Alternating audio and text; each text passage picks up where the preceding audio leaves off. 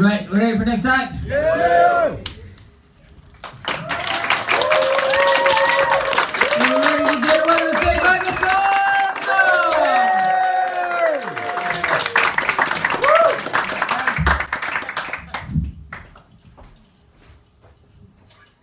So, I was watching telly the other night, put on the old Netflix, and a little warning comes up for the program starts. It says, the following contains strong language, bloody violence, and moderate sex. At which point my wife turns round to me and says, that is exactly our marriage. I shouldn't be surprised by this because my wife is from Glasgow and they do not sugarcoat the pill.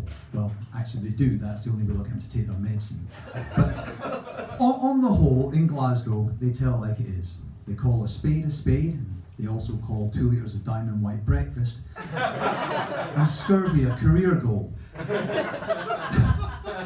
Because you see, Glasgow, it's not like other places. And by way of illustration, let me tell you about the Glaswegian art of seduction.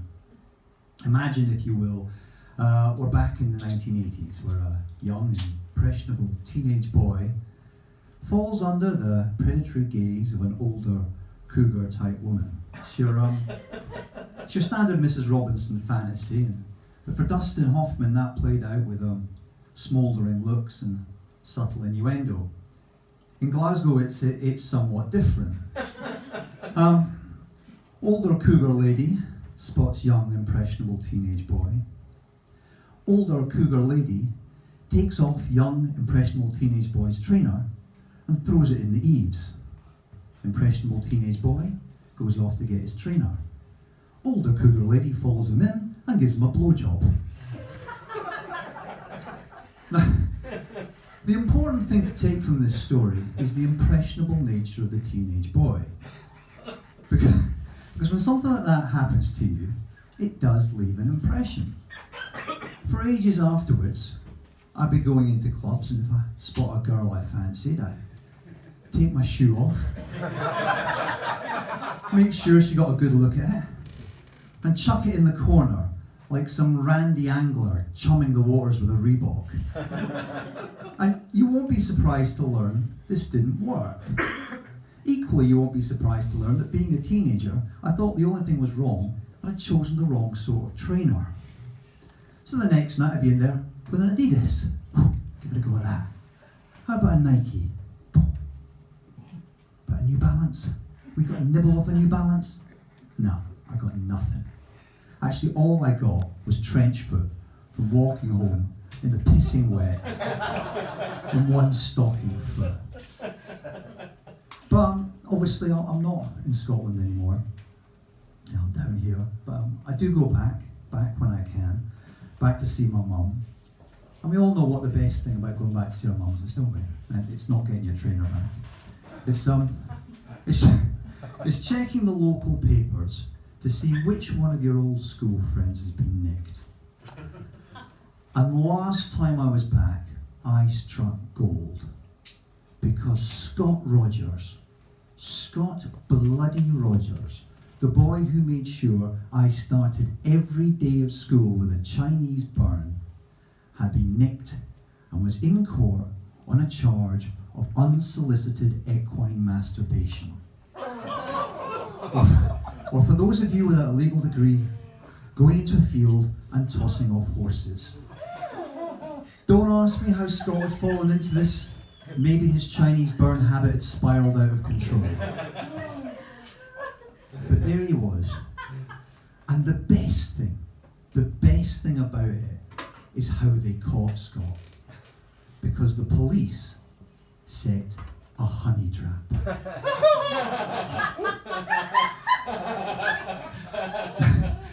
How do you set a honey trap when you're looking for someone whose crime might be unsolicited equine masturbation? I will tell you how they do it. The police cruise the bars until they find a likely suspect, presumably someone with wrists the size of a tree trunk, and then they bait the trap. So, Where are you putting that handsome stallion of yours tonight then? I will be putting my handsome stallion in the field by the woods.